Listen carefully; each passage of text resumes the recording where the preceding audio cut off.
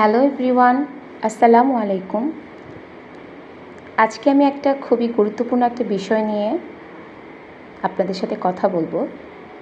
সেটা হচ্ছে, বর্তমানে আমরা জানি প্রচুর গরম পড়েছে এবং এই গরমের জন্য আমরা সবাই প্রচুর ঘেমে যাচ্ছি এবং ঘেমে যাওয়ার কারণে সবাই সবার জায়গা থেকে কেউ শরবত খাচ্ছি, কেউ জুস খাচ্ছি, আবার কেউ বিভিন্ন রকম স্যালাইন খাচ্ছি, আবার ইলেকট্রোলাইট টাইপের যেগুলো জুস বের হয়েছে ওগুলোও খাচ্ছি।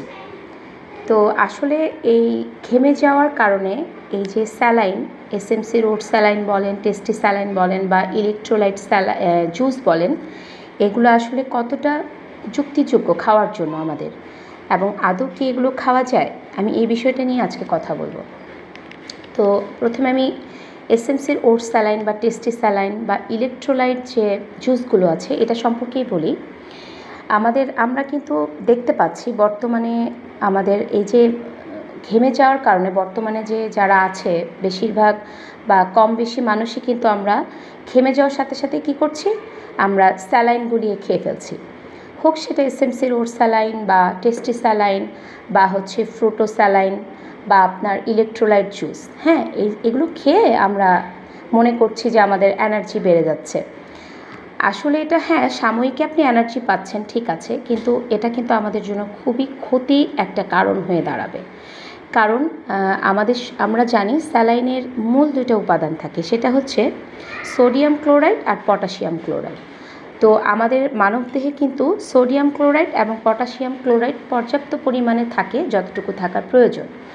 তো আমরা যে স্যালাইন খাচ্ছি, এই স্যালাইনটা মূলত কিসের জন্য? স্যালাইনগুলো যখন আমাদের পাতলা পায়খানা, ডায়রিয়া বা পানি শূন্যতা দেখা দেয়, তখন আমরা এগুলো খেয়ে থাকি। কারণ যখন আমাদের এই ডায়রিয়া, পাতলা পায়খানা বা পানি শূন্যতা হয় বা ডিহাইড্রেশন হয়, তখন আমাদের শরীরে অনেক সময় পটাশিয়াম এবং সোডিয়াম ক্লোরাইড এটার পরিমাণ কমে যায়। তখন আমরা এই সাপ্লিমেন্ট হিসেবে এগুলো খেয়ে সেগুলো পূরণ করি।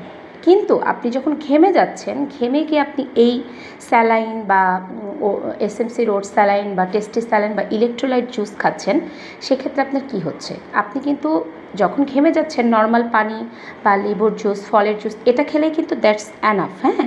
কিন্তু আপনি যখন স্যালাইন খাচ্ছেন, আপনার শরীরে কিন্তু সোডিয়াম ক্লোরাইড এবং পটাশিয়াম ক্লোরাইড এই দুটার পরিমাণ কিন্তু আপনার শরীরে তখন বেড়ে যাচ্ছে।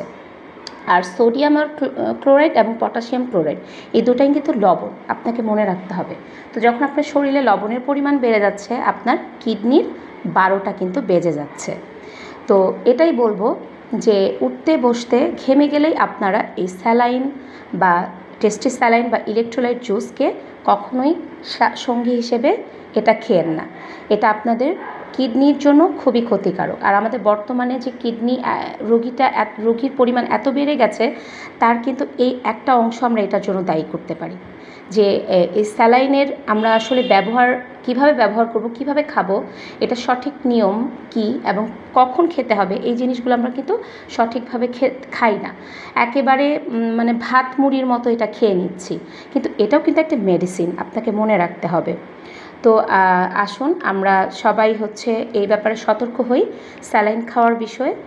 গরমের মধ্যে স্যালাইন আপনাকে ঘেমে গেলে স্যালাইন খেতে হবে, এটা একেবারেই ভুল।